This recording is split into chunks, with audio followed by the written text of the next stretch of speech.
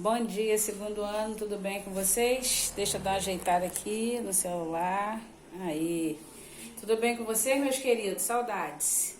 Então, essa semana é a última semana, né, que nós vamos estar juntos aí, porque já vem um recesso e se Deus quiser, né, gente, tomara que a gente volte e já volte na sala de aula, porque a gente tá fazendo falta, né, e eu tenho tido saudade de estar na sala de aula aí, que eu acho que fica muito melhor. Né? Mas, enquanto isso, continue se cuidando, né, usando máscara e saindo de casa só se for necessário, você e a sua família. Beleza, pessoal? Então, hoje nós vamos estar dando continuidade ao tema de romantismo que nós estamos vendo, agora o romantismo no Brasil. Já vemos a primeira geração, que foi chamada de geração indianista, já vemos a segunda geração, que ela foi chamada de mal do século ou ultra romântica.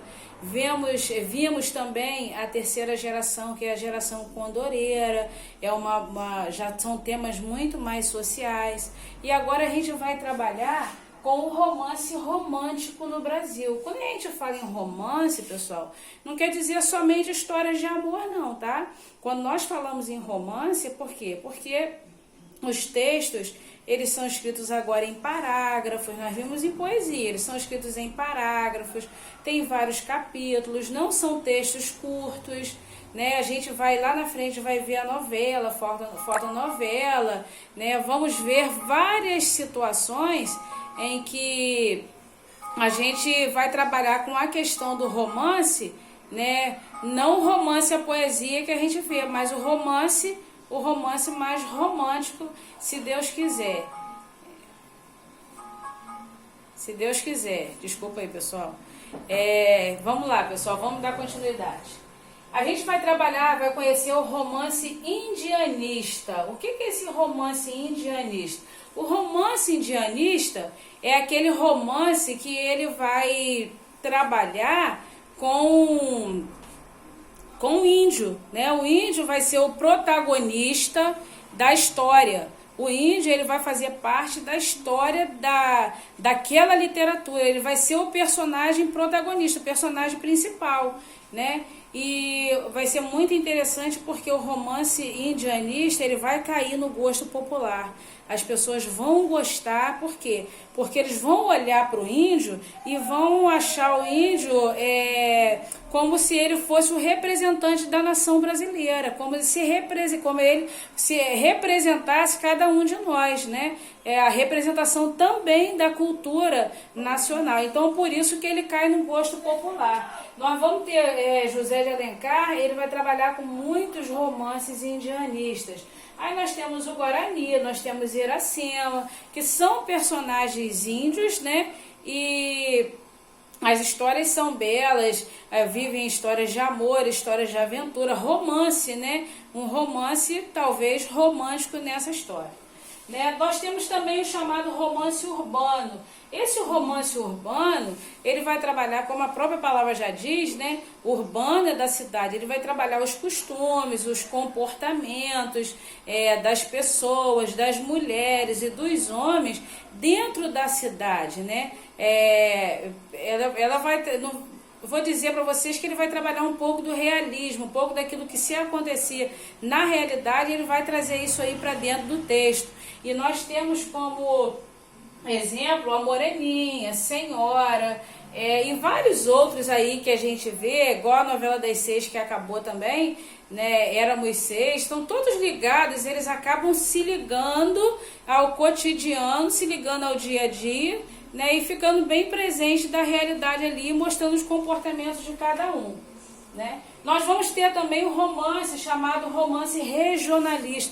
O romance regionalista, pessoal, já deixa bem claro pra gente que é o quê? Que vai trabalhar as regiões, né? E o que se trabalha dentro das regiões? Das regiões do país, principalmente o Nordeste, tá, gente? O Sul e o Nordeste. Ele vai trabalhar o comportamento também das pessoas do interior, vai trabalhar a crença, os costumes, vai trabalhar com o chamado sertanejo, com o mulato, com o caipira. São esses os personagens que vão estar presentes na literatura regionalista, no romance regionalista, né? Aí a gente tem aqui, ó, chamada Inocência, e temos o sertanejo, o caipira, vários, né, personagens que a gente consegue identificar. À medida que a gente lê, a gente consegue identificar esse romance aqui. É um romance indianista? É um romance regionalista? É um romance urbano? Que tipo de romance ele é? Lógico que lá na frente, né, gente, a gente vai ver que foram surgindo romance psicológico, romance policial, né, vários outros tipos de romance.